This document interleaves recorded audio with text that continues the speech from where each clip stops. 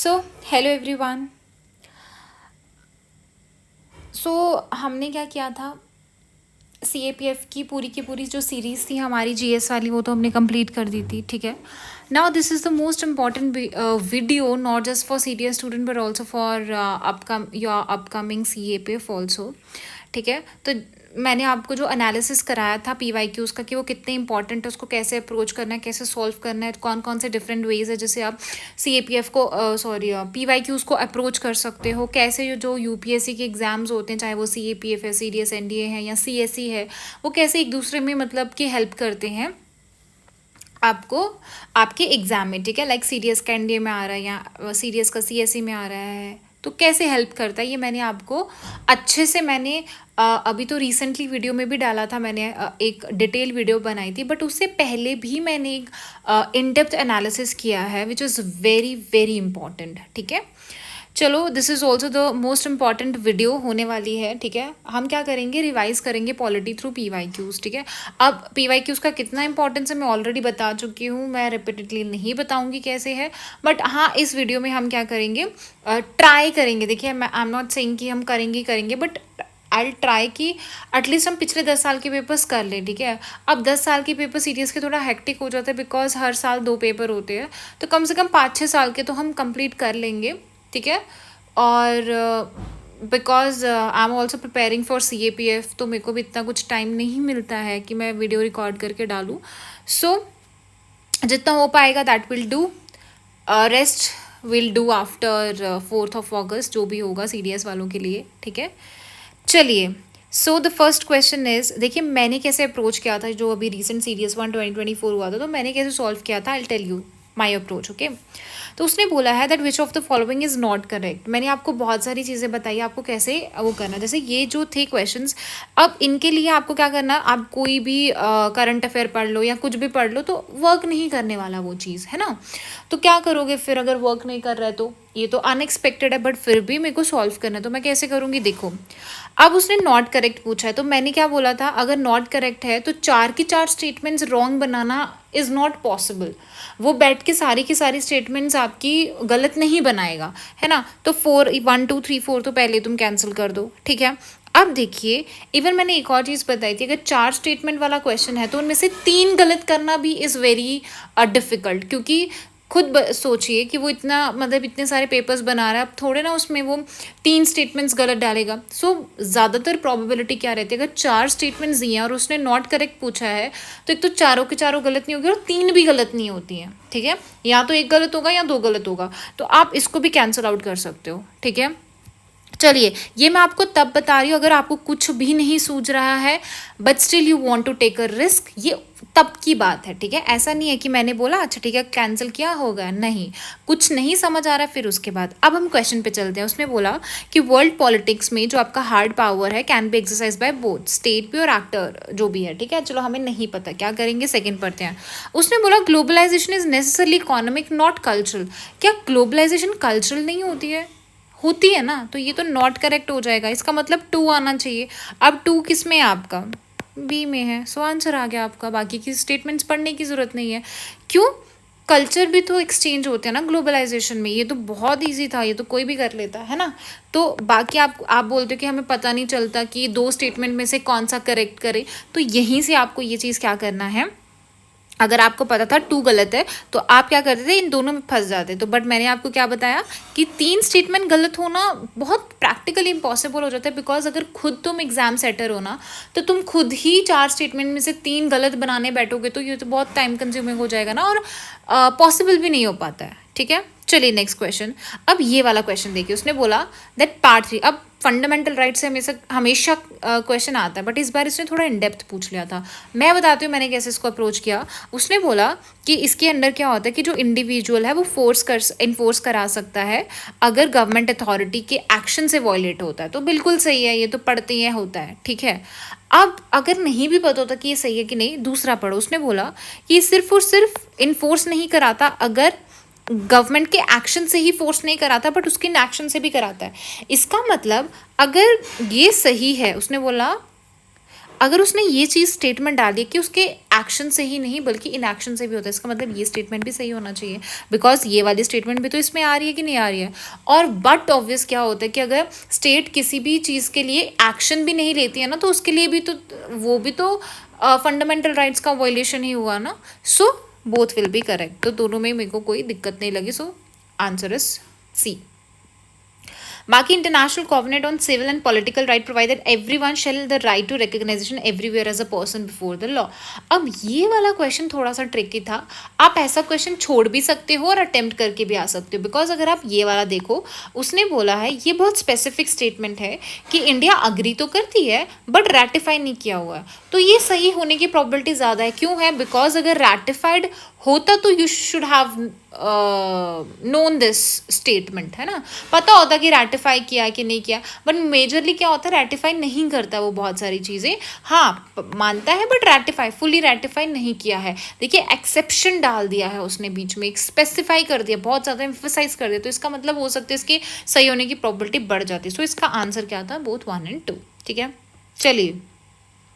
उसने बोला legal aid, legal aid कौन से आर्टिकल के अंडर आता है? 39A under DPSP. ठीक है, so under the constitution of India it is given under DPSP, बिल्कुल सही है। It is the duty of the police, और अगर आप यहाँ पे देखोगे ना that it is the duty of the police to inform the nearest, तो ये एक बहुत जनरल है कि हाँ ठीक है, अरेस्ट हो गया तो ड्यूटी किसकी है? पुलिस की है। तो कौन जाएगा? पुलिस नहीं जाएगी तो और कौन जाएगा इन्फॉर्म करने के लिए? वो खुद तो नहीं जाएगा, है ना। So answer would B both 1 and 2। चलिए, अब ये वाला जो था ना, ये ऑलरेडी आपका राइट टू प्राइवेसी करके पुट्टस्वामी आया है किसी में, आई थिंक सीएपीएफ में आया है, किस में आया है रिकॉल नहीं कर पा रही हूँ, but yes it was a PYQ. ठीक है, सो इट आंसर क्या आपका पुट्टस्वामी है, ये बहुत ज़्यादा न्यूज़ में भी रह चुका है। So it was an easy question. ठीक है, चलिए। उसने बोला 42 अमेंडमेंट एक्ट से क्या चीज़ ऐड हुई थी? देखिए 3 आपके क्या हुए थे? वर्ड्स ऐड हुए थे। कौन कौन से हुए थे? आपका एक सोशलिस्ट वर्ड ऐड हुआ था, एक आपका सेक्युलर वर्ड ऐड हुआ था, और एक आपका इंटीग्रिटी वर्ड ऐड हुआ था। सो जो एक्सप्रेशन यूनिटी एंड ये तो सब्सटीट्यूट किया गया था by the integrity, unity and integrity, बिल्कुल सही है। सो सिर्फ इसका 2 होगा, बाकी ये पहले से ही था आपका वर्शिप एंड ऑल दैट। ठीक है, चलिए next we have is as per the state list. अब देखिए ये वाला क्वेश्चन थोड़ा सा ट्रिकी था, थोड़ा सा डिफिकल्ट भी बोल सकते हो, बट ये आपका पीवाईक्यूज में एक बार पूछ लिया कि स्टेट लिस्ट में ये चीज़ आती है। तो taxes on agriculture income already पूछ चुका है, वो मैं बताऊंगी आपको कहाँ पे है। सो ये तो सही है आपका। आगे duties in respect of succession, अगर एग्रीकल्चर लैंड सक्सेशन होता है तो उस पर जो ड्यूटीज़ लगती है वो भी स्टेट देखेगी, बिल्कुल सही है। स्टेट ड्यूटी होती है वो भी, तो इसमें तीनों के तीनों आपके क्या थे? सही थे। अब आता है तो ठीक है, नहीं आता तो you can also leave this question, but for upcoming exams आपको ये अच्छे से पढ़ के जाना। ठीक है, ये आपको स्टेटमेंट्स पता होनी चाहिए, क्योंकि हो सकता है कल को फिर से ये वाला क्वेश्चन पूछ सकता है वो, या फिर इससे रिलेटेड या घुमा फिर आके पूछ ले। ठीक है ना, चलिए ये तो आपका करंट अफेयर बेस था। नेक्स्ट इज जीएसटी को लेके। देखिए I am not sure about it, about the answer, because उसने ये चीज़ बोला था, उसने यहाँ पे बोल रहा है कि 115 के अंडर भी उसने क्या अल्कोहल को फॉर ह्यूमन यूज़ रखा, एंड 122 में, ये तो सही है, तो ये तो नहीं आना चाहिए, बाकी ये भी सही है। देखिए यहाँ पे 1% की जगह आई थिंक दैट वाज 3%, तो मेरे अकॉर्डिंगली इनकरेक्ट ये है, बट इसके भी चांसेस है इनकरेक्ट होने के, तो मेरे को ये दोनों में कन्फ्यूजन है। I don't know what is the answer. ठीक है, सो इसको रहने देते हैं। Which of the following statement with regard to report of, देखिए तेंदुलकर कमेटी क्यों पूछा है, इसीलिए बोलती हूँ कि पीवाईक्यूज करो। अगर आप पिछले एग्जाम्स में देखोगे सीडीएस के, वहाँ पे आपको कमेटी सी तेंदुलकर थी, है ना, तो और भी लक्कड़वाला कमेटी थी, ये सारी कमेटी थी, तो इसीलिए बोलती हूँ कि पढ़ के जाओ। अगर वो आपने एक एक कमेटी पढ़ के गए होते तो तेंदुलकर कमेटी इजी हो जाता है। सो देखिए कमेटी ने यूज़ किया था पॉवर्टी लाइन बास्केट को, बिल्कुल सही है। कमेटी हैड इनकम डिस, तो इसके जो भी मैंने कमेटीज़ वगैरह ये सब कवर किया था सीएपीएफ में, और उसके साथ मैंने नोट्स भी प्रोवाइड किए थे आपको। ठीक है, ऐसे मैंने टेक्स्ट की फॉर्म में जो जो इम्पोर्टेंट था तो उसके साथ साथ मैंने प्रोवाइड किया था। ठीक है, वो आप देख सकते हो, टेलीग्राम चैनल से आप ले सकते हो वो पीडीएफ्स। ठीक है, चले okay, now let's move to CDS 2023 का देखते हैं। सो फर्स्ट क्वेश्चन क्या है अपने पास, नीति आयोग से रिलेटेड है कि कौन कौन इसके नीति आयोग में कौन कौन होता है। प्राइम मिनिस्टर होता है, बिल्कुल सही है। आपकी गवर्निंग काउंसिल में ये सब होते हैं, चीफ मिनिस्टर होते हैं, सारे के सारे स्टेट यूनियन गवर्नर। 1 2 तो सही है। Then we have is chief executive officer, तो this was an easy question, सीधा सीधा आपके पॉलिटी लक्ष्मीकांत से है, तो नो डाउट। अब उसने बोला है कि एग्जीक्यूटिव को क्या किया जाता है, एडवांस में ग्रांट दिया जाती है ताकि जो भी टेम्पररी पीरियड के लिए, मतलब कि जो भी रिक्वायरमेंट्स उसको फुलफिल करने के लिए, जब भी आपका न्यू फाइनेंशियल ईयर होता है, क्योंकि बजट को आने के लिए टाइम लग जाता है सब कुछ प्रिपेयर करने के लिए, इसलिए जो 2 महीने बीच में होते हैं तो उसको एक्सपेंडिचर करने के लिए कुछ फंड दिया जाता है, ग्रांट दी जाती है एडवांस में, उसको क्या बोलते हैं, vote on account. This is also purely और लक्ष्मीकांत पे है, ईजी है। अब उसने बोला लैंडमार्क कोर्ट जजमेंट हुआ था सुभाष शर्मा, तो जितनी भी आपकी जजमेंट्स हो चुकी हैं, पहले पूछ चुका है, सीएपीएफ में पूछा, कहीं पे भी पूछा है, आपको सबका नोट बनाना है। वैसे तो मैंने ऑलरेडी प्रोवाइड कर दिया होगा वो सीएपीएफ में, जब मैंने पॉलिटी कराई थी तो उसमें है सारी की सारी, वहाँ से देख सकते हो आप, ठीक है। सो इसका आंसर क्या है आपका, जुडिशियल रिव्यू, ठीक है। चलिए, the next question is that which of the following statement about panchayat, panchayat के लिए क्या सही है। प्रोविजंस है शेड्यूल का, शेड्यूल ट्राइब के लिए बिल्कुल सही है। विमेन के लिए भी है, क्या है, विमेन के लिए भी है, कौन सा, कितना है, 1/3, ठीक है। रिजर्वेशन होगा 1/3, that is 33% around, okay. Panchayat are on not authorise to collect taxes, नहीं, पंचायत भी ऑथराइज किया जाता है उसको कलेक्ट करने के लिए taxes, so this is incorrect. और बहुत ऐसे ना एक्सट्रीम सा स्टेटमेंट है कि उसको ऑथराइज नहीं किया जा सकता, गलत है। सो ऐसे भी ये आ जाएगा, ठीक है। चलिए, the next question is economically weaker section के लिए कौन सा अमेंडमेंट एक्ट है, दैट इज 103। ये तो बहुत बहुत इजी क्वेश्चन आया था, स्ट्रेट फॉरवर्ड आ गया था। 101 तो सबको पता ही होगा आपका, दैट इज योर जीएसटी से रिलेटेड आपका जीएसटी आया। 102 के अंदर क्या है कि जो आपका प्रेसिडेंट है वो नोटिफाई कर सकता है जो भी आपके बैकवर्ड क्लासेस हैं, ठीक है, उनको, that is under 102 amendment act, okay.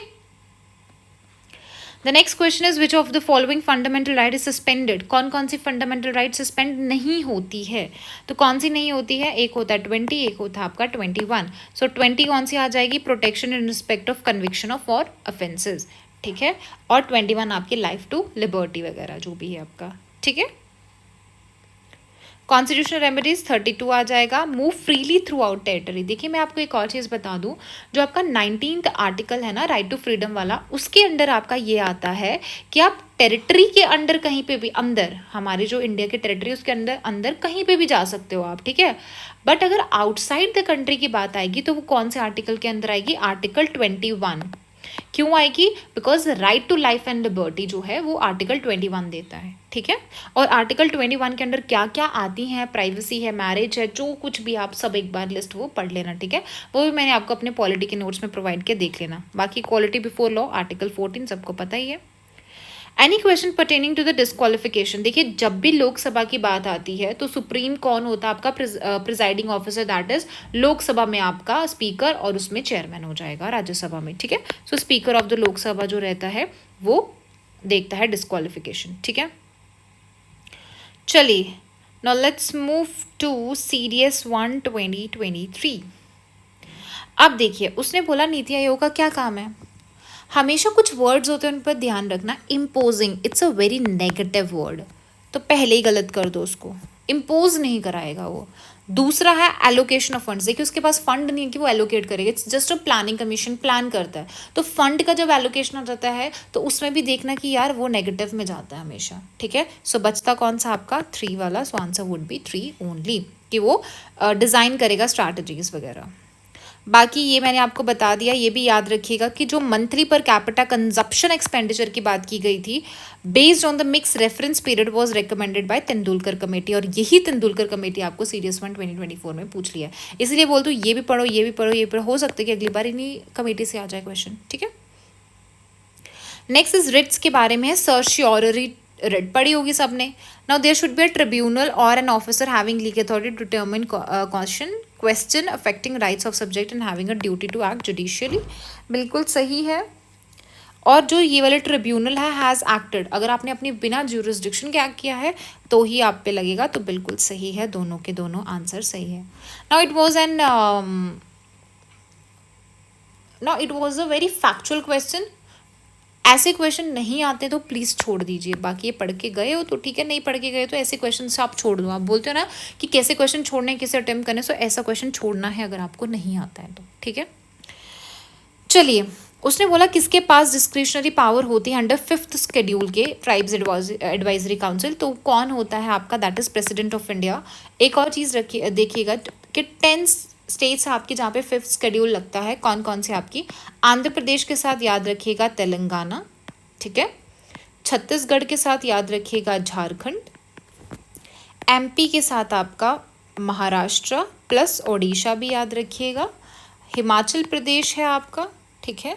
तो जो 2 बच गई आपकी वो कौन सी है आपकी, एक हो गई गुजरात और राजस्थान, ठीक है। सो जो आपका 6th शेड्यूल है उसके अंडर कौन कौन सी आती हैं, दैट इज़ AMTM, सबको पता ही होगा, that is your Assam, Mizoram, Meghalaya and Tripura, ठीक है। और अभी लद्दाख भी बोल रहा है कि हमें 6th शेड्यूल में ऐड कर दीजिए, बहुत ज़्यादा इशू चल रहा है वो भी। Now which of the following states और यूटीज़ जो है वो नॉर्दर्न जोनल काउंसिल में, तो नॉर्दर्न है तो क्या होगा आपका, क्या होगा, कौन सा होगा, देखिए आपका जो यूपी है वो सेंटर में आता है तो यूपी नहीं होगा, again where is your UP नहीं होगा, यहाँ पे भी यूपी आ रहा है, ठीक है, बाकी यहाँ पे भी यूपी आ रहा है। So answer would B Haryana, Punjab, Himachal Pradesh, Rajasthan and NCT of Delhi, ठीक है। ओके, सॉलिसिटर जनरल, देखिए जब आई थिंक पॉलिटी मैंने आपको पढ़ाया था तो उसमें क्या था, कॉन्स्टिट्यूशनल बॉडीज़ हैं, ठीक है। तो कॉन्स्टिट्यूशनल बॉडीज़ में आपका बाकी कैग वगैरह, ऑडिटर जनरल वगैरह आते हैं, but solicitor general, attorney general आता है बट सॉलिसिटर जनरल नहीं आता। So this post is not constitutional post, बाकी आप पढ़ लीजिएगा अच्छे से, ठीक है। Okay, which one of the following committee does not have members of Rajya Sabha, कौन सी होती है, that is your estimate committee. कितने, देखिए एस्टिमेट कमेटी में कितने मेंबर्स होते हैं, 30 मेंबर्स होते हैं, and all 30 members are from your Lok Sabha only. Public account committee कितने बार पूछ लिया है, प्लीज़ इसको अच्छे से पढ़ के जाइए। टोटल इसके कितने होते हैं, 22 मेंबर्स होते हैं, 15 फ्रॉम, मैक्सिमम 15 आपके लोकसभा से हो सकते हैं, 7 आपके राज्यसभा से हो सकते हैं, ठीक है। बाकी public on committee on public undertaking, ये सारे के सारे मैंने कमेटीज़ क्या किया ऑलरेडी कवर करा दिया पॉलिटी के नोट्स में, प्लीज़ आप देख लेना जाके। बाकी this is an easy question कि जो सिटीजनशिप है वो कब से स्टार्ट, ऑब्वियसली जब से आपका कॉन्स्टिट्यूशन इनैक्ट हुआ होगा उसके बाद से ही। सो 26 जनवरी 1950 इसको कब हुआ था, आपका कॉन्स्टिट्यूशन पूरा फ्रेम हो गया था, ठीक है। ओके, 51 आर्टिकल आपका आता है डीपीएसपी के अंडर, जहाँ पे क्या बोलने की बात की है, करने की बात की है कि इंटरनेशनल पीस को प्रमोट करना आपको। सो ये तो होगा, नॉट बोला ना तो ये नहीं होगा। Maintain just and honourable relation, बिल्कुल सही है। यूएन पीस कीपिंग को करना, नो दिस इज इनकरेक्ट, ठीक है। ऐसा नहीं है कि यूएन पीस कीपिंग को तुम यूज़ करोगे, नहीं, इनकरेज करोगे सेटलमेंट ऑफ दिस। सो बिल्कुल ये तीनों स्टेटमेंट सही हैं, बाकी गलत है, ठीक है। Okay, let's move to CDS to 2022. Now the first question is that India responsible है for the implementation of Government of India policy in all matter. Telecommunication से अगर हम देखेंगे तो कौन सी है, देखिए this is purely a factual question, it depends on you whether to attempt और नॉट, ठीक है। अगर आता है तो करो, अदरवाइज मैं तो सजेस्ट करूंगी ऐसे क्वेश्चन को आप छोड़ दो। सो आंसर क्या है इसका, ये है, और पढ़ के जाइए। अब आपका काम क्या है कि टेलीकॉम रेगुलेटरी अथॉरिटी के बारे में पढ़ के जाइए, इसके बारे में पढ़ के जाइए और इसके बारे में भी पढ़ के जाइए, ठीक है।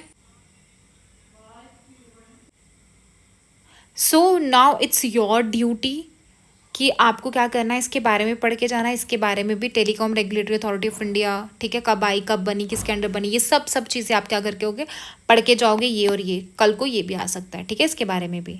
Next is public account committee, आगे फिर से, ठीक है। तो क्या होता है, इज़ नॉट करेक्ट पूछा है, तो 15 मेंबर होते हैं, आर फ्रॉम लोकसभा, बिल्कुल सही है।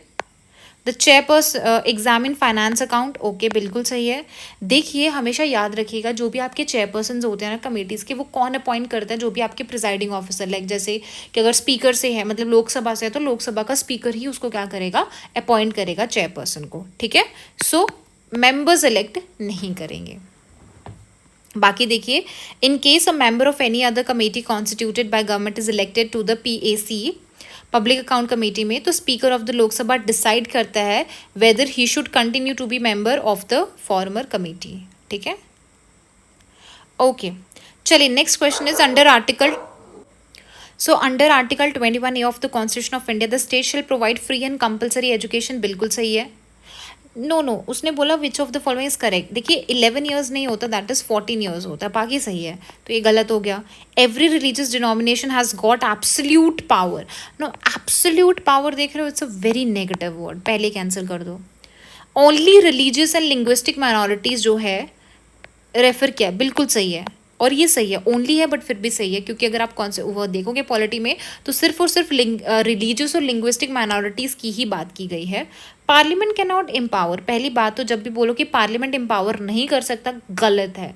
पार्लियामेंट कुछ भी कर सकता आपका, ठीक है, even by law any court या सुप्रीम कोर्ट को to issue writs within the local limits of its jurisdiction, तो ये भी सही है, ये भी गलत हो गया आपका। So answer C would be your right answer.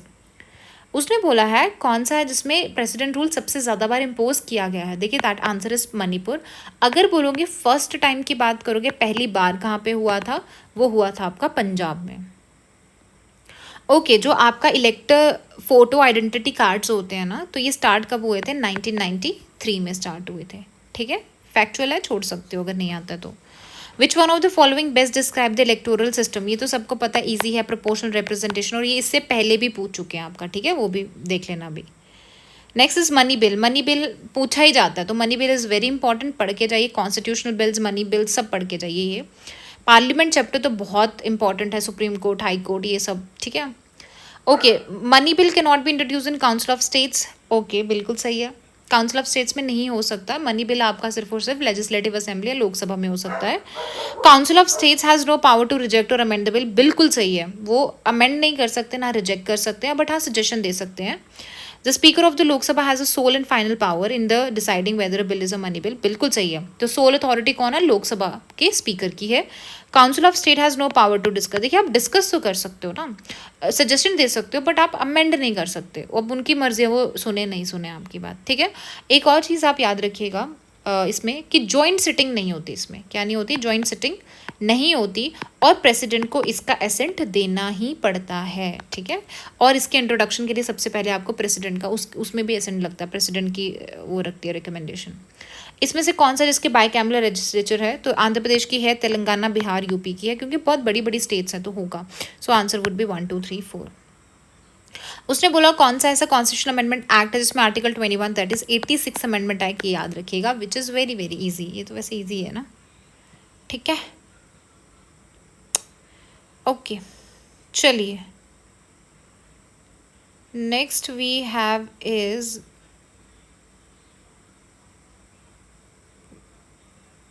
CDS 1 2022। Okay national rural employment guarantee act, उसने बोला इंश्योर करता है 175, ये सबको पता होगा 100 डेज एम्प्लॉयमेंट है, तो ये तो इनकरेक्ट है। हायर वेजेस टू वुमेन, सुना है कभी कि वुमेन को हायर वेजेस देंगे, ऑब्वियसली नॉट, ये तो हो ही नहीं सकता, ये सिर्फ और सिर्फ अनस्किल्ड जॉब्स है, लेबर वाली जॉब है, स्किल जॉब्स नहीं दी जा रही। सो आंसर वुड भी ऑटोमेटिकली ये कि सिर्फ और सिर्फ रूरल एरियाज में ही है ये। विच one of the following is not mention in the, कौन सी इमरजेंसी नहीं है, ईजी हेल्थ इमरजेंसी, तो सबने पढ़ा होगा। अच्छा कौन सा प्रोविजन है, is not a provision related to money bill, money bill क्या होता है, कोई भी चीज़ हो आपके कंसोलिडेटेड फंड से रिलेटेड या फिर कॉन्टिजेंसी फंड ऑफ इंडिया से, वो आपका मनी बिल होगा, ठीक है, तो ये और ये तो रहने दो। या फिर आपको टैक्स से रिलेटेड होगा कि इम्पोज करना है, अबॉलिश करना है, रिमिशन करना है, वो भी इसमें आएगा। बट अगर आपको फाइन, लोकल अथॉरिटी है, खुद सोचो लोकल अथॉरिटी पे फाइन लगाने, तो वो थोड़े ना मनी बिल के अंडर आएगा, है ना। So answer would be C part, और ये पॉलिटी में मेंशन है properly. Okay which of the following statement is correct, जो देखिए यहाँ पे एस्टिमेट कमेटी पूछा है तो पढ़ना पड़ेगा ना, आगे पूछा भी है उसने estimate. So committee on estimate जो है वो एडहॉक है, और रेलवे कन्वेंशन जो है वो स्टैंडिंग है। देखिए इन्होंने इसको पता क्या कर दिया, इसको इन्होंने स्वॉप कर दिया। सो आंसर वुड बी नीदर, ठीक है, तो पढ़ के जाइए कौन सी एडहॉक है, कौन सी स्टैंडिंग कमेटीज़ हैं। ओके कौन सा सोशलिज्म है जो इंडिया में नहीं है, देखिए इनमें से ऐसा कौन सा है जो सबसे ज़्यादा नेगेटिव है, that is your radical socialism, तो एकदम रेडिकलिज्म नहीं लाते हैं, ठीक है। So answer would be B part. Which one of the following is not a characteristics, Indian federalism क्या नहीं है इसमें से, देखिए क्या रेजिडुअरी पावर सेंटर के पास है, बिल्कुल सही है। क्या हमारी सिंगल सिटीजनशिप है, बिल्कुल सही है। क्या हमारे पास यूनियन और कॉन्करेंट लिस्ट है, बिल्कुल सही है। तो बचा क्या, ये जो ये चीज़ है ना कि हम, इसका मतलब ये है कि एक अग्रीमेंट हुआ है स्टेट्स के बीच में कि हम यूनियन बनाएंगे, बट हमारे केस में ऐसा नहीं है। ये किसके केस में है, ये यूएसए के केस में, ठीक है। So answer would B A part. 19 का है that freedom of speech and expression, बिल्कुल सही है। असेंबल करो पीसफुली विदाउट आर्म्स, बिल्कुल सही है। एक्वायर एंड डिस्पोज प्रॉपर्टी, देखिए ये पहले हुआ करता था, ठीक है, आर्टिकल 30 के अंडर हुआ करता था पहले, बट 44 अमेंडमेंट एक्ट ने इसको क्या कर दिया, अबॉलिश कर दिया और ये चीज़ बोल दिया कि दैट जो प्रॉपर्टी वाला है वो आपका फंडामेंटल नहीं बल्कि एक लीगल और कॉन्स्टिट्यूशनल राइट हो जाएगा, और इसको कहाँ पे ला दिया, 300A आर्टिकल के अंडर ला दिया। सो 3 वाला नहीं होगा आपका, so answer would B 1, 2 and 4, और ये मैंने आपको बता ही दिया, move freely through out the territory of India. चलिए, which one of the following statement with regard to election commission is not correct? It conduct election of the both president of India, vice president of India. Okay. Election commissioner जो है can be removed from his office without recommendation of chief election. This is incorrect. क्यों?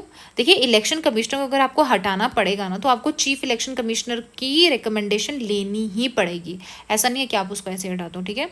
और president appoint करता है, ठीक है। Governor of state is constitutionally bound to provide support staff देता है वो इलेक्शन कमीशन को जब भी ज़रूरत हो, इफ़ रिक्वायर्ड। देखो ना, बहुत पॉजिटिव स्टेटमेंट है। प्रियम्बल मैंने कितनी बार बोला, इट्स वेरी इंपॉर्टेंट, उसका एक एक कीवर्ड इज़ वेरी इंपॉर्टेंट, तो अच्छे से पढ़ के जाइए, रट के जाइए प्रियम्बल, ठीक है।